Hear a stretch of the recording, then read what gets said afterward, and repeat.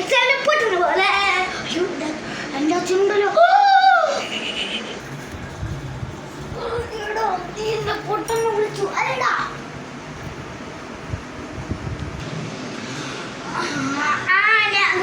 മൂന്നുപേര് പൊട്ടനായി. പരീക്ഷയിൽ പൊട്ടനെ പോലെ.